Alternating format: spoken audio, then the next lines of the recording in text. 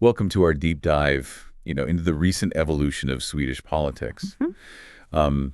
You've shared some articles about the rise of the Sweden Democrats and their impact on the country. So let's kind of unpack that all together.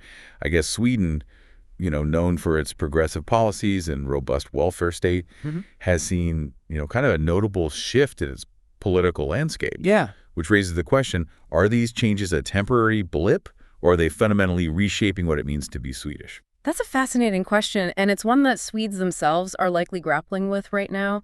What's particularly interesting is how this shift is playing out against the backdrop of Sweden's long history of social democracy. Right. The Social Democrats were practically synonymous with Swedish politics for decades, weren't they? Mhm. They shaped the country's renowned welfare system and maintained those liberal immigration policies we often hear about. Exactly, and their legacy is still very much felt today, even as the country navigates this new political terrain. Before we kind of delve into the current situation, it's worth understanding the foundation that the Social Democrats laid and how that might be influencing these current shifts. Their influence on Swedish society can't be overstated, particularly when it comes to the development of their welfare system, which we know you're interested in. You're right, I am. So remind me, what were some of the hallmarks of that system? Was it all smooth sailing under their leadership? Well, their comprehensive welfare system provided universal healthcare, free education, and a strong social safety net. These policies contributed to high living standards and low poverty rates, creating that image of Sweden many of us hold. However, even under their governance, there were economic challenges. Think housing shortages, rising living costs, and debates over privatization in certain sectors. It sounds like a bit of a paradox, social progress alongside these economic anxieties. Mhm. Is that something that fueled the rise of the Sweden Democrats? It's certainly a factor. The Sweden Democrats, a party with nationalist roots, began gaining traction in recent years, particularly among those feeling left behind or disillusioned with the status quo. And in the 2022 election, they really made their presence felt. Didn't the right-wing bloc win a majority then? It seems like a pretty significant change for a country known for its progressive policies. Absolutely. The right-wing bloc, composed of the moderates, Christian Democrats, and liberals, secured that narrow majority, crucially supported by the Sweden Democrats. This coalition, under the Tito Agreement, represents a significant departure from Sweden's traditional political landscape. Okay, so let's unpack this Tito agreement. What's it all about? You mentioned immigration and law as key focus areas, right? Yes, the Tito Agreement outlines stricter immigration policies. They're aiming to reduce the number of asylum seekers and make integration more demanding through language requirements and economic self-sufficiency mandates. Sounds like they're really tightening things up. I'm curious about these tougher law enforcement measures you mentioned in relation to gang violence. Sweden always prided itself on individual freedom, so how is this playing out? Well, it's creating quite a bit of tension. They've introduced measures like anonymous court witnesses, expanded electronic surveillance, and harsher sentences. There's even the creation of these safety zones with relaxed search and seizure rules.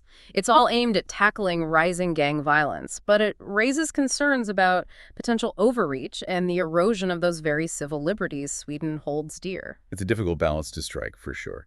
And on top of all that, the Tito Agreement includes some significant economic policy changes, doesn't it? What's the story there? They've implemented substantial tax cuts, particularly benefiting higher earners. The argument is that this will stimulate economic growth and attract talent. However, critics argue that these very policies could widen the income gap and place a heavier burden on lower and middle income earners. This really gets to the heart of those anxieties we were talking about earlier. It does make you wonder what the average Swede is thinking about all this. We've talked about the Social Democrats' legacy, the rise of the Sweden Democrats, and now this new right-wing coalition under the Tito Agreement. Where does public opinion stand on all of this? Are Swedes embracing these changes or pushing back? That's where it gets really interesting. Public opinion is actually quite divided. Public surveys reveal growing concern over immigration and crime, which is contributing to support for stricter measures. But there's also apprehension about potential infringements on civil liberties and concerns about the direction of economic policies. So there's a sense of unease, but also a wariness about the solutions being proposed. It seems like Sweden is trying to find its footing in this new landscape. Exactly, and I think the key to understanding these shifts lies in the contrast between the Social Democrats' approach and that of the current government. Their policies and ideologies offer a lens through which we can examine how Sweden is adapting to the challenges of the 21st century. That's a great point. It seems like we need to delve deeper into those contrasting approaches to understand the full picture. This feels like a good place to pause. We've covered a lot of ground already, setting the stage for a deeper exploration of those contrasting approaches and how they're shaping the Swedish identity. I'm really curious to hear more about the Social Democrats' immigration policies specifically and how those might have contributed to the current situation. Absolutely. We can dive into that in the next part. Their approach to immigration played a significant role in shaping the social and political landscape, and it's crucial to understanding the anxieties and opportunities that are driving these changes. Welcome back. As we delve deeper into these contrasting approaches of the Social Democrats and the current government, it's important to consider how their immigration policies have shaped the political landscape. Yeah, you're right. We left off talking about the Social Democrats and their impact on Sweden. Didn't they maintain those relatively liberal immigration policies for quite some time? Yes, they did.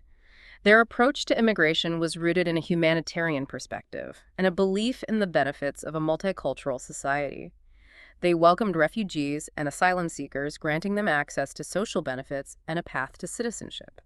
This approach had a profound impact on Sweden, both in terms of its demographics and its social fabric. So how did these policies play into those anxieties and opportunities we were discussing earlier? Well, on the one hand, Sweden's open door policy contributed to its reputation as a humanitarian leader and fostered a more diverse society.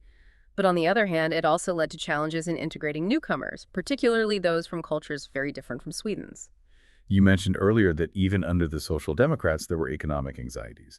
Did those anxieties play into how people viewed immigration? Absolutely. Some argued that the influx of immigrants strained social welfare systems and made it more difficult for native Swedes to find jobs and housing. These concerns were particularly acute in areas with high unemployment and limited social mobility, and those concerns were often amplified by cultural anxieties. Cultural anxieties. Can you elaborate on that? Sure, some Swedes felt that their national identity and traditional values were being eroded by the influx of people from different cultures. They worried about the preservation of Swedish language and customs, and some even expressed fears about the rise of parallel societies within Sweden. It's interesting how these economic and cultural anxieties seem to be intertwined. And it sounds like these anxieties created fertile ground for the rise of the Sweden Democrats. Precisely. The Sweden Democrats tapped into these anxieties, offering a message of national preservation and stricter immigration controls. They argued that the Social Democrats' policies had gone too far, jeopardizing Swedish culture and identity. And their message resonated with a growing segment of the population, particularly those who felt ignored or marginalized by the political establishment. It's fascinating how a country known for its social progress and openness could experience such a significant political shift. Do you think these anxieties are unique to Sweden, or are they part of a broader trend? That's a great question. While Sweden has its own specific context, these anxieties are not unique to the country. We've seen similar trends in other European countries as well as in the United States, where concerns about immigration, cultural change, and economic insecurity have fueled the rise of populist movements. So it seems like Sweden is grappling with these global anxieties while also navigating its own internal tensions and debates. How do these anxieties play into the current government's approach to immigration? Well, current government has taken a much stricter stance on immigration compared to the Social Democrats. They've implemented policies aimed at reducing the number of asylum seekers and making integration more demanding. We talked about those in the first part, remember? The language requirements, the economic self-sufficiency mandates, and even the controversial proposal requiring public sector workers to report undocumented migrants. Right. Those policies definitely signal a shift in approach. Yeah. But do they actually address the underlying anxieties, or do they simply exacerbate them? That's a complex question. The stricter policies may appeal to those who feel threatened by immigration, but they also risk alienating and marginalizing newcomers, potentially creating further divisions within society. So it's not just about reducing the number of immigrants, but also about how they're integrated into society. Exactly. Integration is key. And it's a multifaceted challenge that requires addressing not only practical needs like language acquisition and job training, but also fostering a sense of belonging and shared identity. This all leads us back to the big question we posed earlier. Are these political changes fundamentally reshaping Swedish identity? Are we witnessing a move away from those traditional values of openness and social solidarity? It's certainly a possibility. The Sweden Democrats' vision for Sweden is markedly different from the one championed by the Social Democrats. They emphasize national identity and cultural homogeneity, and their policies reflect a more restrictive approach to immigration and social welfare. Whether this vision resonates with a majority of Swedes remains to be seen. It sounds like there's a real tension here, a struggle between competing visions for Sweden's future. Yes, and that tension is playing out in every aspect of Swedish society, from politics to economics to culture. Speaking of economics, we haven't touched on that in a while. Yeah. How is the current government's economic policy playing into all of this? That's a crucial piece of the puzzle. The current government, while focusing on stricter immigration controls, has also implemented significant economic reforms, including those substantial tax cuts for higher earners. Right, we talked about those earlier. Yeah. But how do they tie into the broader narrative of anxiety and change we've been discussing? Well, the government argues that these tax cuts will stimulate economic growth and create jobs ultimately benefiting all Swedes. But critics argue that they will primarily benefit the wealthy, exacerbating income inequality and potentially undermining the social safety net that has long been a cornerstone of Swedish society. It sounds like a classic debate between trickle-down economics and a more redistributive approach. How are these policies being received by the average Swede? That's where things get really interesting. Public opinion is mixed, with some welcoming the tax cuts and others expressing concern about their potential impact on social welfare programs. Remember those anxieties we were talking about earlier? Economic anxieties? Well, this plays right into them. It seems like every policy decision, whether it's about immigration or economics, is viewed through the lens of these anxieties. It's creating a very polarized political landscape, isn't it? Absolutely. And that polarization is only likely to intensify as Sweden continues to navigate these complex challenges. I'm curious about those safety zones you mentioned earlier, the ones with relaxed search and seizure rules. How are those playing out in practice? Are they actually making people feel safer, or are they just adding to the sense of unease? That's a great question, and one that's being hotly debated in Sweden right now. Proponents argue that these zones are necessary to combat gang violence and restore order in troubled areas. But critics argue that they are heavy-handed and discriminatory, targeting primarily immigrant communities and further eroding trust between the police and the people they are supposed to protect. It sounds like these safety zones are a microcosm of the broader tensions we've been discussing, the desire for security versus the protection of civil liberties, the fear of the other versus the need for social cohesion. It's a delicate balance, isn't it? It is, and it's a balance that Sweden is struggling to find as it grapples with these complex and interconnected challenges. This conversation has been incredibly insightful, helping me connect the dots between these political shifts, social anxieties, and policy changes. It seems like Sweden is at a crossroads, facing a choice between clinging to its traditional values of openness and social solidarity, or embracing a more restrictive and nationalist approach. I agree. And the choices Sweden makes in the coming years will have profound implications not only for its own citizens, but also for its role in the world. We've covered a lot of ground here, but I'm left wondering, what does the future hold for Sweden? Can it navigate these turbulent waters and emerge as a stronger, more cohesive society? That's the million-dollar question, isn't it? And one we'll explore further in the next part. We'll delve into those potential future scenarios and what they might mean for Sweden and its people. So we spent this deep dive, exploring the complexities of Swedish politics, the rise of the right, the legacy of the Social Democrats, the impact of global trends, and, these key challenges facing Sweden in this new era.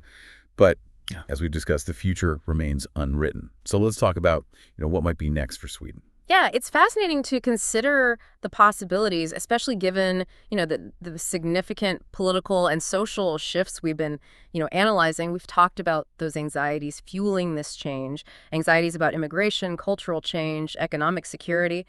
These anxieties aren't likely to disappear overnight, are they? Yeah, right. They're probably not. So how might those anxieties shape what comes next? Is there a scenario where Sweden doubles down on the policies we've been discussing? Stricter immigration, tougher law enforcement, maybe even a scaling back of the welfare state? It's certainly a possibility. If the current government remains in power and their policies resonate with voters, we could see a continued rightward shift. Imagine a Sweden that prioritizes law and order, cultural homogeneity, and a more market-driven approach to social welfare. That's a pretty dramatic departure from the Sweden we Right. traditionally think of. But you mentioned earlier that Swedish society isn't monolithic. There are those who are deeply attached to, the traditional Swedish model. Wouldn't they push back against such a dramatic shift? Absolutely. Even if the rightward trend continues, there will undoubtedly be resistance. You might see strong opposition from labor unions, social activists, and those who believe in a more inclusive and egalitarian society. So even in a scenario where the right maintains power, there would still be this ongoing tension, this push and pull between competing visions for Sweden's future. Exactly. And that tension could manifest itself in various ways: protests, social movements, maybe even the emergence of new political parties or coalitions. It makes me think of that pendulum swing you mentioned earlier. Could we see a scenario where there's a backlash against these rightward shifts? Maybe a resurgence of the Social Democrats or a new coalition that embraces a more progressive agenda? That's another distinct possibility. If the current government's policies prove unpopular or ineffective, or if the economic climate worsens, voters might seek a change in direction. There's always that possibility of a course correction in a democratic system. Right. It makes me wonder, what would trigger such a course correction? Right. What kind of events or circumstances might push Sweden back towards, a more traditional path? It could be any number of things: a major economic downturn, a social crisis, or perhaps even a scandal that undermines public trust in the government. We've also talked about, how interconnected the world is, what happens on the global stage. Those global anxieties we've talked about, those could play a role too. Yeah, you're right. We can't ignore the global context. Yeah. If those anxieties about immigration, cultural change, and economic insecurity continue to intensify globally, could that further empower the right in Sweden? It's certainly a risk. But on the flip side, if there's a global backlash against populism and nationalism, that could have a ripple effect in Sweden as well, creating space for a more progressive and inclusive political agenda. So in a way, Sweden's future is intertwined with global trends. Yeah. It's not just about what happens within its borders, but also about the broader currents shaping the world. Exactly. And that makes predicting the future all the more challenging, but also all the more fascinating. I think what's most compelling here is this underlying question of, what it means to be Swedish in the 21st century. The traditional image of Sweden, homogenous, egalitarian, socially cohesive, that image is being challenged by these political and social changes we've been discussing. Right. It raises the question, can Sweden embrace this new reality, this reality of, increasing diversity and ideological division while still holding on to those values that have made it such an admired nation? That's the core challenge facing Sweden, isn't it? Can it reconcile its traditional values of openness and social solidarity with these anxieties about immigration, cultural change, and economic security? Can it find a way to be both a haven for those seeking refuge and a guardian of its own national identity? Those are some really big questions and ones that I don't think have easy answers. It sounds like Sweden is at a crossroads, facing some really tough choices about its future. It is, and I think the key takeaway here is that Sweden's journey is far from over. It's a journey marked by both challenges and opportunities, anxieties and aspirations. The decisions made in the coming years will have a lasting impact not only on Sweden, but also on the broader conversation about how nations navigate the complexities of globalization, diversity, and social change. This has been a truly insightful deep dive into, the evolving landscape of Swedish politics. We've explored the rise of the right, the legacy of the Social Democrats, the impact of global trends, and these crucial challenges facing Sweden in this new era. And as we wrap up, I'm left with a sense of both concern and hope, concern about the potential erosion of those values that have made Sweden, such a beacon of social progress, but also hope that Sweden can find a way to navigate these turbulent waters and emerge as a stronger, more inclusive society. So thank you for joining us on this journey. We encourage you to, continue exploring these issues and to engage in those difficult conversations that will ultimately shape Sweden's future.